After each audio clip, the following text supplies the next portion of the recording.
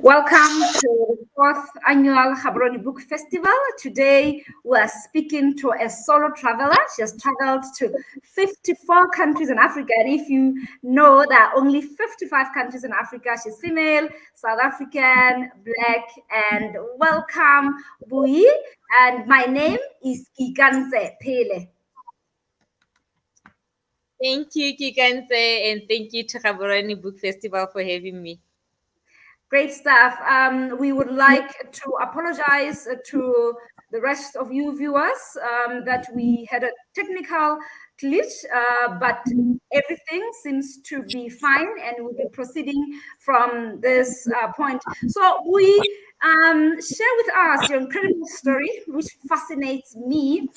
And for viewers, we has published a book here called A Safari Back to Self, Backpacking 54 Countries in Africa.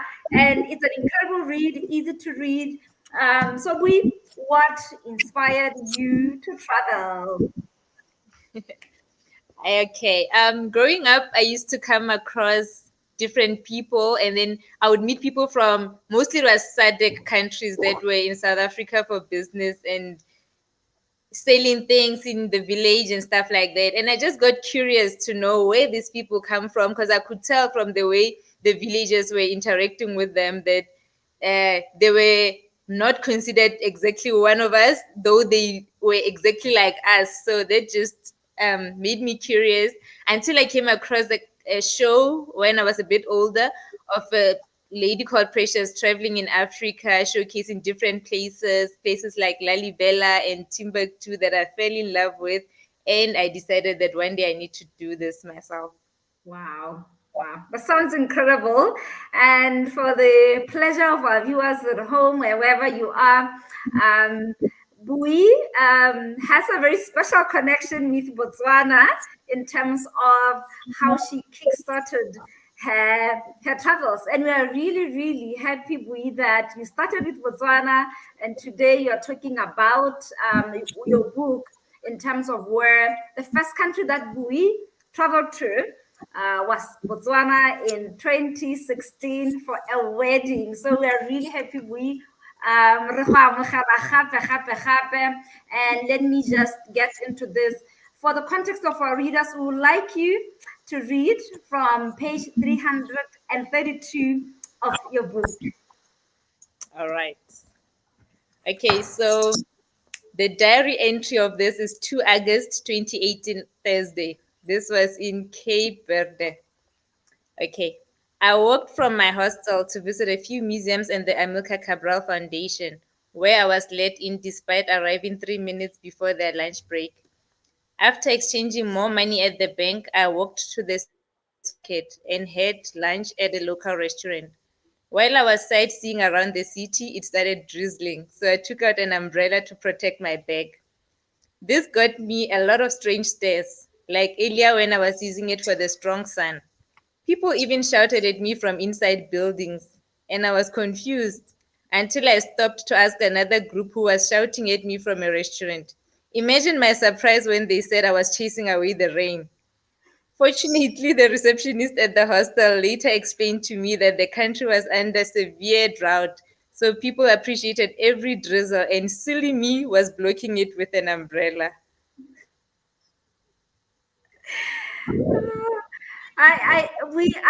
I love this part of the book because it really highlights the different cultural backgrounds that we have. I mean, for example, where you are in Khanyasa, it would probably be hot like in Gaborone, and when it's raining, we all take our umbrellas, you know. So I would like you to talk to you are female and you are backpacking through Africa. I would like you to firstly talk to the immigration hurdles that you encountered. Yeah. Well, it starts with the visas for some countries. Like getting visas for those countries that required one was just a nightmare most of the time for most of them. And then you get to the border. I was crossing land borders since I was doing this by land travel. You get to Hmm. land borders, um, then they ask for more things, like you have a visa, and then you're expected to pay fees that you have no idea what they are for. And then also, like you just get harassed for no reason. But then as I went, like, continued with my journey across after a couple of countries, then you realize that, oh, okay, I have to learn a few skills to deal with these challenges. And then got my own scare tactics that I would use every time they tried to make things difficult for me. And I just got used to it as well. I guess also if you're going through so many countries all at once, at Hmm. once it stopped bothering me as much. Yes, there'll be that one occasion where it just becomes a bit too much. But most of the time, I wouldn't say it's anything that should make one feel like I don't want to do this. It's just Mm-hmm. that it's inconvenience when it does happen. But as soon as you feel like you want to do something and you get used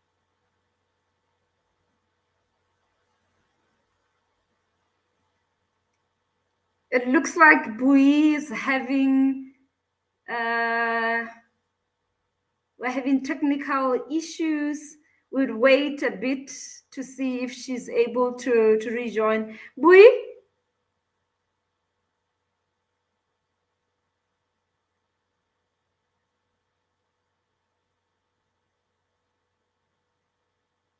please bear with us for a few moments to see if Boipelo is able to reconnect.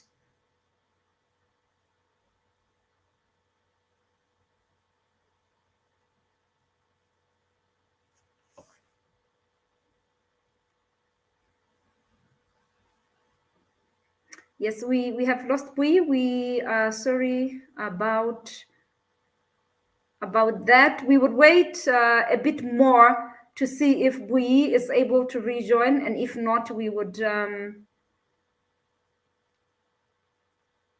discontinue the session.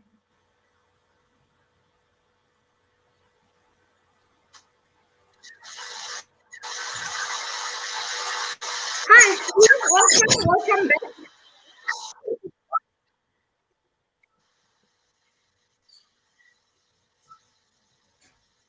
hi. Yes, you are back. I can see you.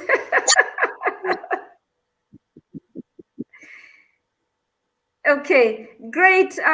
We let's just carry on with the conversation. We were talking about the hurdles of immigration and visas, and I love the fact that you highlight that those issues must not stop one from traveling, and bring it back to there are stereotypes in terms of traveling in Africa, and immigration and visas are one of them. Would you, apart from the visas, what else is more prominent that maybe a first-time traveler can look out for? I think I would rather say one of the things that I wish could be improved by the different countries, that you travel as an African and then you get charged like you are from the West or something. Like we most okay, obviously they'll have different there's different rates for different regions of Africa, but mostly Africans that are outside of that country just get charged like the Europeans or all the other people from outside of the continent, which is a bit, you just like, but we are from this same space together. Can we not be overcharged for visiting countries just across the border? Because then it discourages tourism in Africa amongst Africans. Okay. There's a comment here which I'll read quickly. Scared tactics from Kevin now. You don't seem scary at all. I am curious to know how you did that. Yeah. So yeah. So we will come back to this question later. So I would like you to really talk about there are countries that you went to twice. What has been the joys? What have been the joys in your journey in these 54 countries? if you can highlight maybe 3 beautiful I things that didn't you've hear. encountered. Oh, okay. Okay. Got cut off there for a while. I would say the warmth of the people, being received in different countries as if you are from there. Um, Also, just people being excited to know more about you and making you feel at home and going out of their way to protect you. And then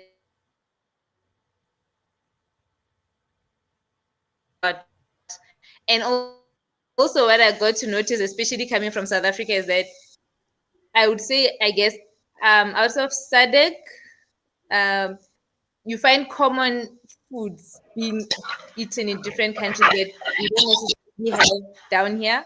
So that was also like one of those things for me. And then the weather.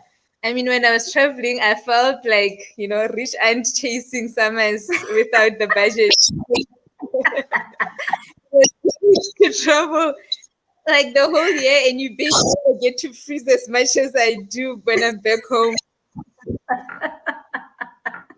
That sounds really, really awesome. And I realize also that through your travels, as you know, recollected in your book, is that there seems to be a very highlighted community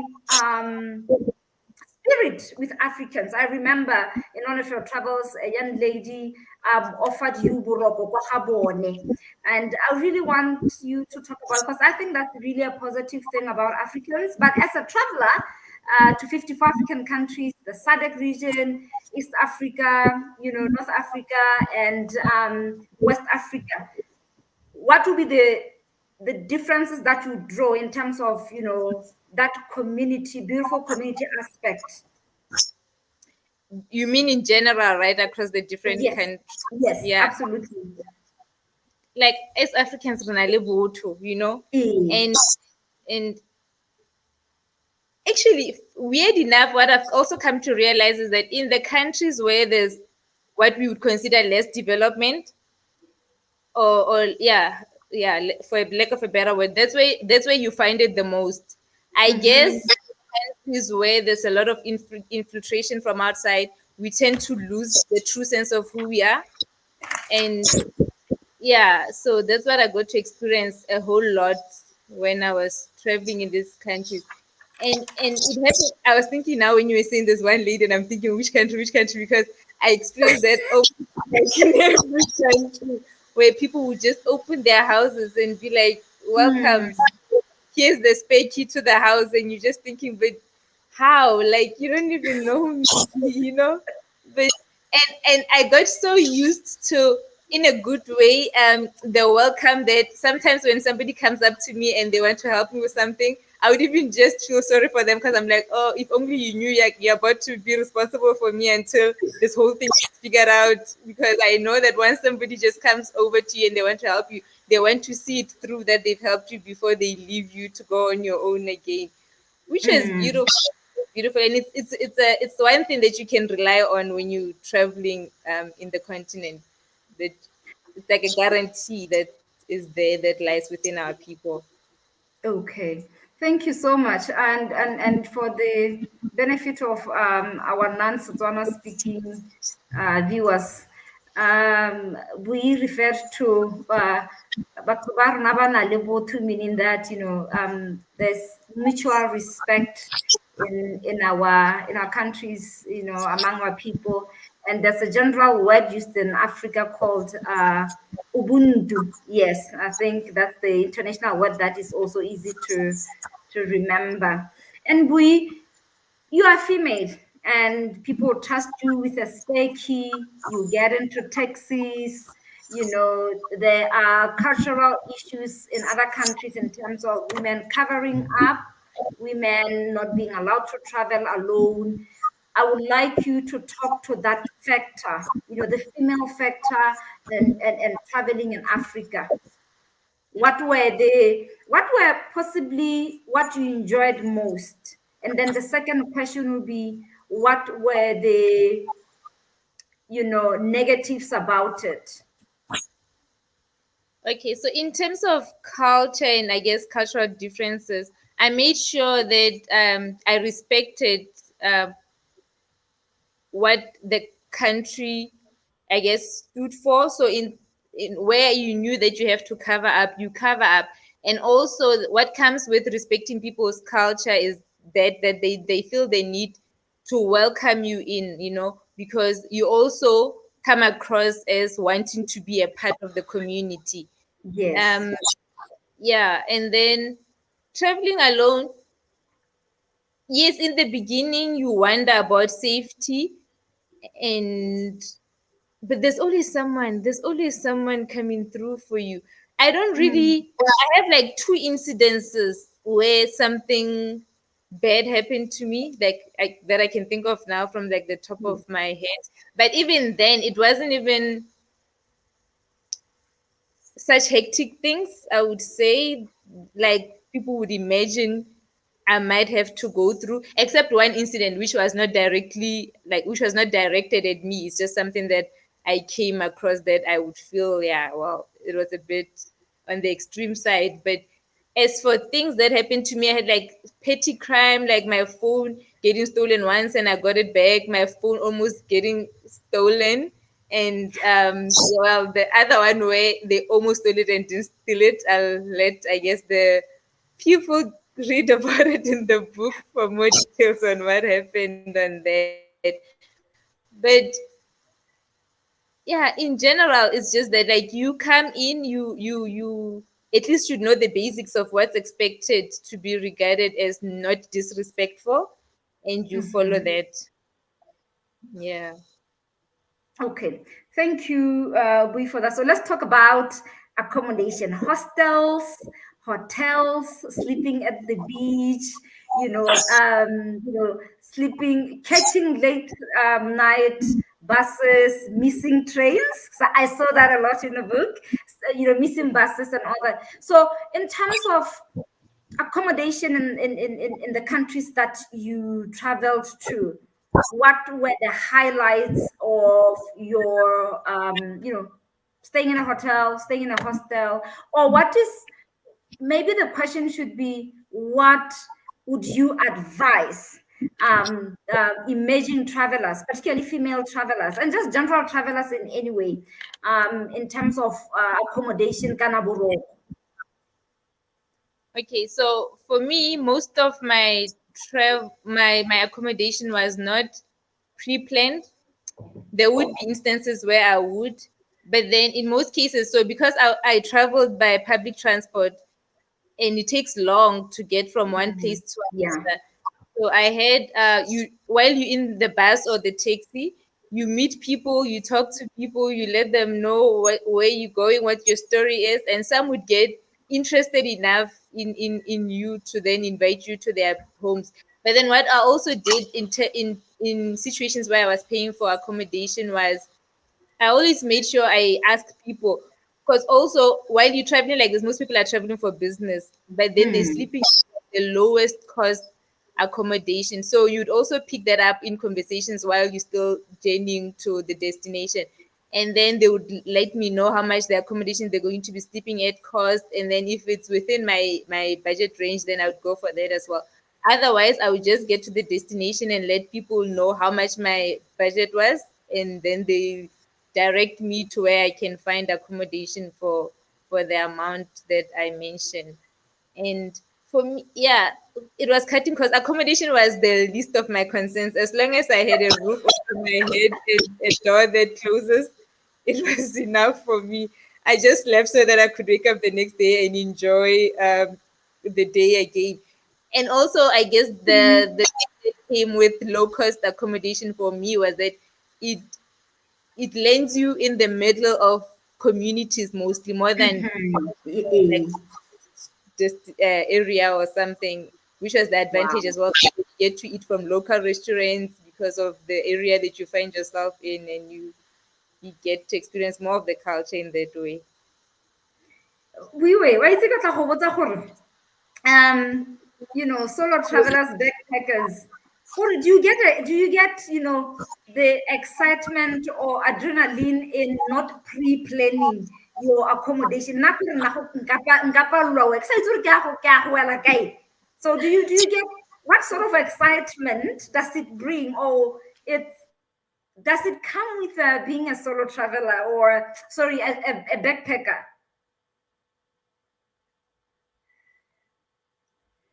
We have lost Bui again, so we would give it a bit of time to see if she will rejoin us. So please bear with us in the for the moment.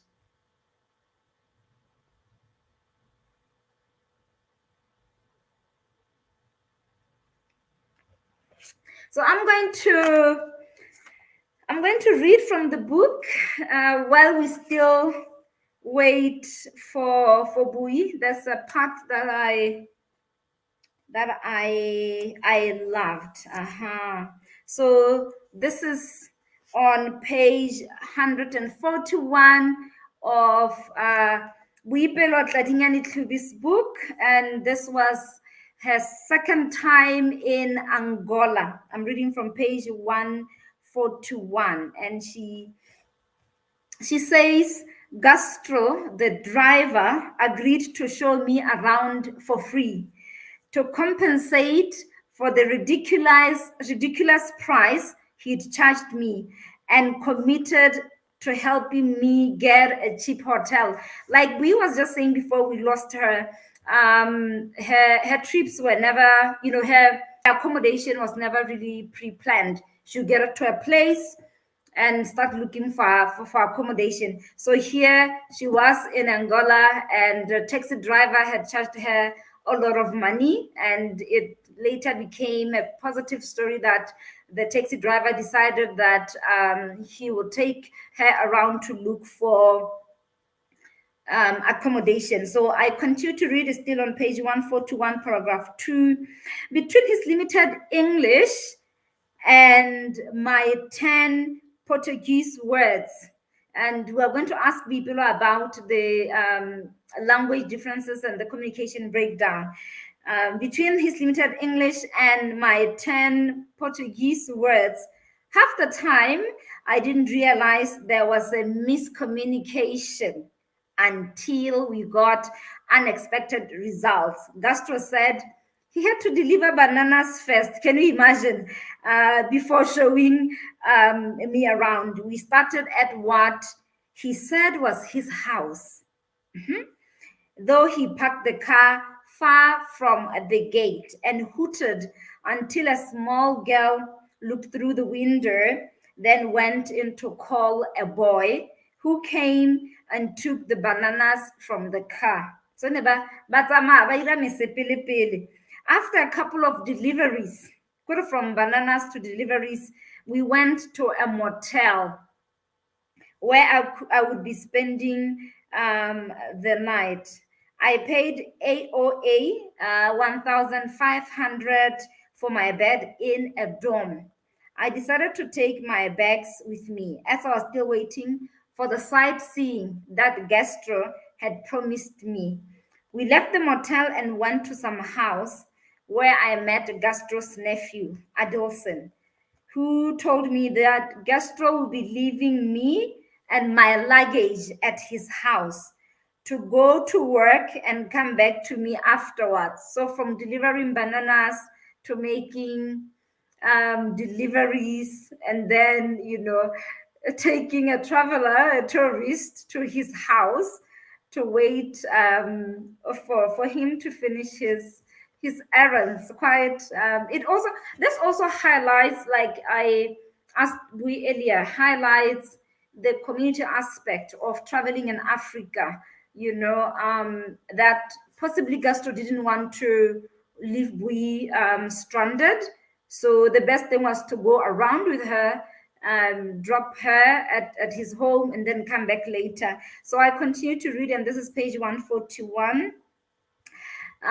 In Bui's words, I disagreed with his plan, but the nephew explained that if Gastro goes to work and manages to get the product, then we can even leave for the border tonight. The mention of product was enough to make me stay behind.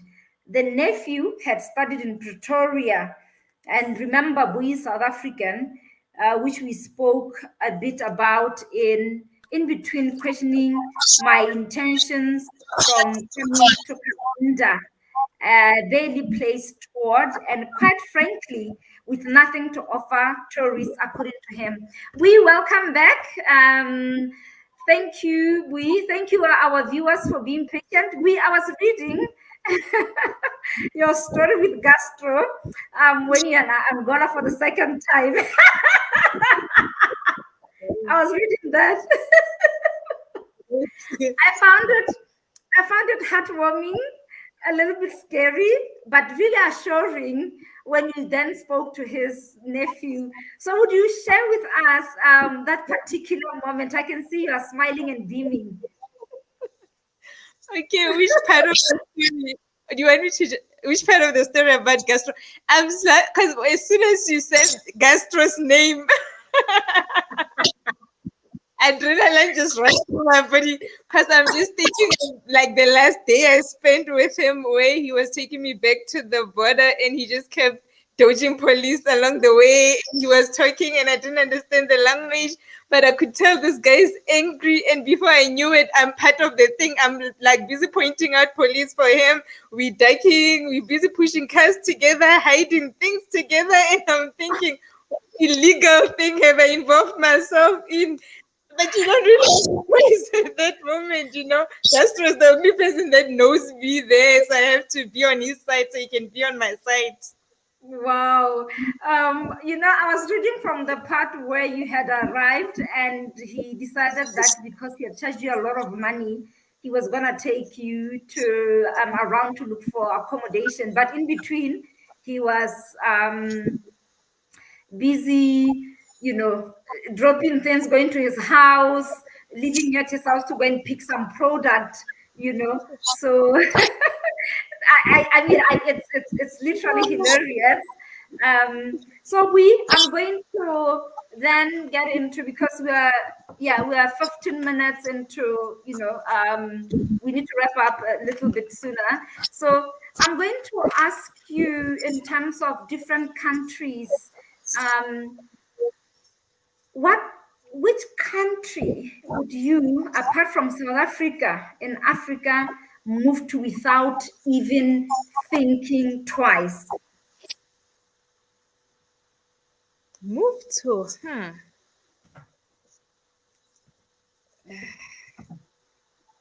It would have to be obvious that's not English speaking. Actually, okay, I think I know. Yes. I might change my mind, but let's go with Guinea-Bissau. Oh, wow. Why?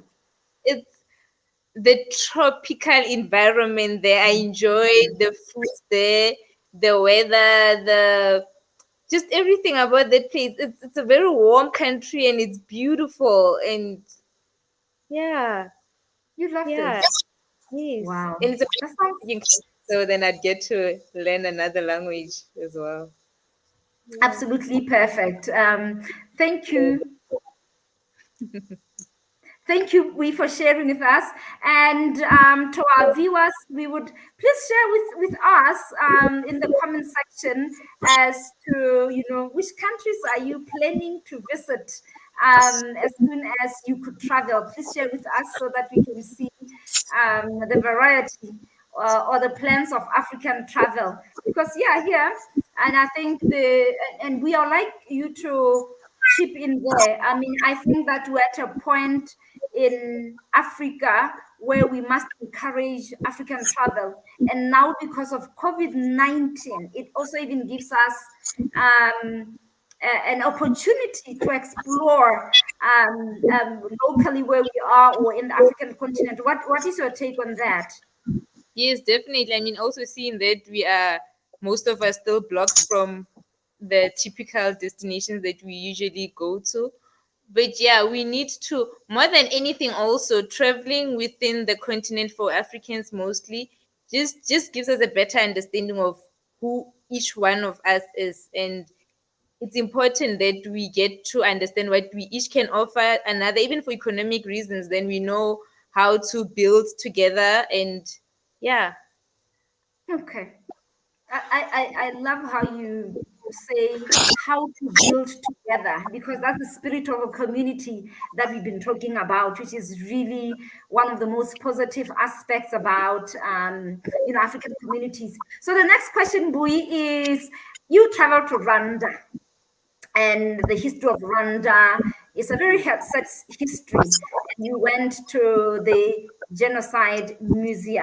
You know, there I could see, I read between the lines, and I felt and saw that sadness in Rwanda. I have been to Rwanda myself, and I've been to the Genocide Museum. But this is your talk. I would like you to highlight your travel into Rwanda, and as well as a reflection on being a tourist in such a country with an incredibly sad history. For me, I think also what stands out most is that prior to me getting to Rwanda, I had already made a friend across my travels. That as much as I was going to Rwanda, I was also going there to visit him. And then it was only when I arrived there, despite knowing the history of the country, that you get to feel what the country has been through.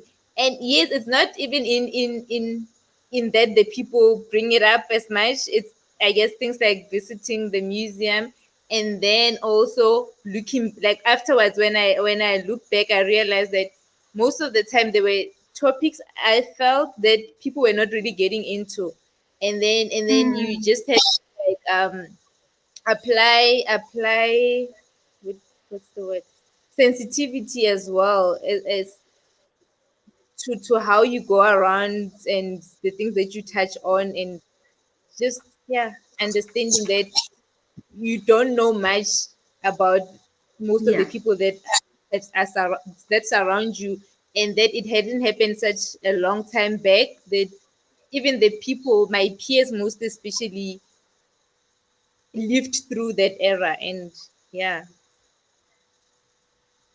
Okay, so in terms of Rwanda, would you say you sort of, you know you were in a reflective space because of that? And if you are going to go back to Rwanda, what would you focus on? Hmm. I guess not necessarily that, but you still take it into consideration that the people Hmm. that you are around have lived a life that they've lived, Yeah, but yeah. because they don't put emphasis on that daily, you go on as normal. You Hmm.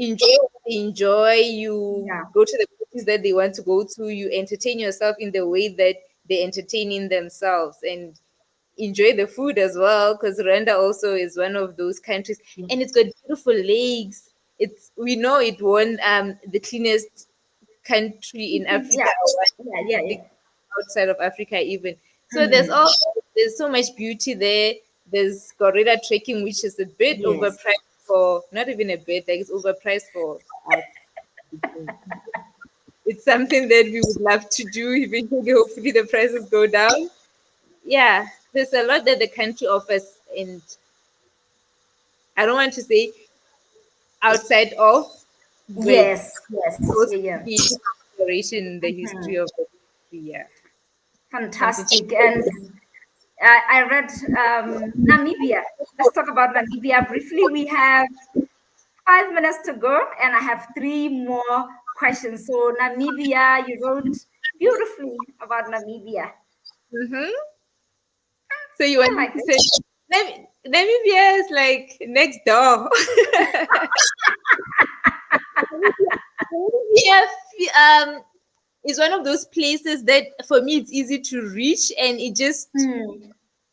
also just how you get welcomed into the country. There's Yes. such ease of immigration that Aha. I don't even feel it. I guess maybe it's probably different for people coming from different countries, but for me, Mhm. I don't even feel that you've just stepped out of your home country in my example, but also I guess it speaks to how the future could look like if we can make this border so seamless, because they just borders, after all, they're not there, they're not supposed to be there to discourage us from coming in. That Yeah, that's something that I love about being in Namibia. Great. And I love how you are saying, at the end of the day, they're just borders. Let's make them open for people, Africans, and everybody who wants to travel into Africa to travel freely without much hassles. So, Morocco, Egypt. Yeah, Morocco. North Africa, Morocco. Share with us your experience briefly in Morocco. I know you loved it. I One thing that stands out for me about Morocco is, and that was the first time also where I experienced crime in my travels. Yeah, Yeah. but what stood out for me most especially was how I spent eight in that year. I came across a guy randomly, and he ended up welcoming me. Yes, I know I was welcome so often in people's homes, but just the way that particular thing happened, and it was just beautiful that I got to experience the culture and the religion in the way that I did through this taxi driver that I met once I Wow. arrived in that, which city was it? In Rabat. In Rabat, yeah. And then also Morocco is beautiful. Getting the visa to Morocco was one of the worst visas that I had to apply for.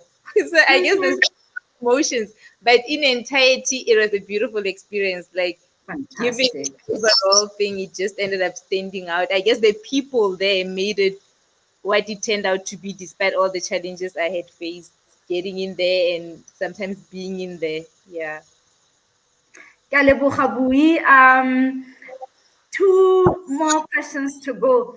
E nngwe ke gore, three countries that you found to be amazingly beautiful. Just mention them. That's an unfair question. Give it time, Uh, I know. okay, so I like being in the coast, so it would have to be countries from the coast. Which one am I Okay. gonna go for? Guinea-Bissau. Guinea, yeah, the Guinea-Bissau. That's your favorite, I see. Senegal. Yeah, Senegal also has a special place. Every country Wow. has a special place, but and then Seychelles. Seychelles. Wow. Great It's a stuff. lot. Three because you said three. Yeah, Rinyana Helabui. And then, I mean, we spoke about, the how seamless it was to get into Namibia and in other countries. So what would be the three countries that you would say you didn't even, you are not, it wasn't difficult for you to get a visa? It wasn't. A. Um,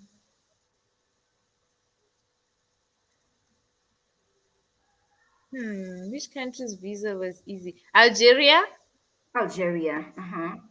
which was actually the last country I visited. Algeria. Which other country? Togo. Mm-hmm. Togo, I got the visa at the border and it was easy to get. Um, which third one?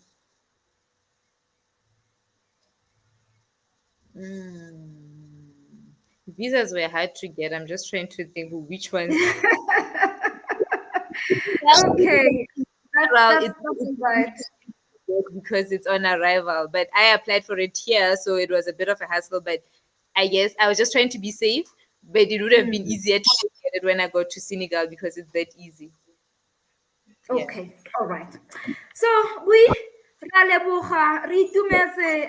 Please share with our viewers what are you currently reading and what will be your book recommendations. I'm currently reading this book, guys. Where's the camera? This book, A Safari Back to Self. The author's name is Boipelo Tladinyane-Hlubi. Very interesting book. That's what I highly recommend that you be reading at this moment. Page. share details on how to get it on my page. There's an ebook. I need to upload it by next week. So also there's that access that we're going to be having for the book. Fantastic. Any more travel plans, we? Definitely. Most at the top of the list is Libya, the one country that I've not been to. I can't wait to go to Libya and finish off this big mission or project that I had put myself on. Yeah, it sounds like a project, an exciting project, high adrenaline, meeting people in taxis, being driven around by taxi guys, and having lots and lots and lots of fun. Bui ra leboga, and thank you for agreeing to be part of this year's festival. And I would like to thank our viewers wherever you are, to say thank you for tuning in. And remember our hashtags GBF21, hashtag Arabading. There's a question here, Bui, from Keminao, and be brief in it. She's asking if would you go to Afghanistan? I would. I'm Okay. being brief. Okay, she says that yes, Kemenawa, we would definitely go to Afghanistan. And we, Ralebuha, enjoy yourself, have a lovely, lovely evening ahead and a great weekend. We would see you soon, we'll chat to you soon. Keep us in the loop. Thank you. Thank Ralebuha. All right. Thank you to our viewers. We would be back at 6 p.m. Please join us by then. We would like to thank our sponsor, IDM Botswana, and we would see you later. Have a good evening.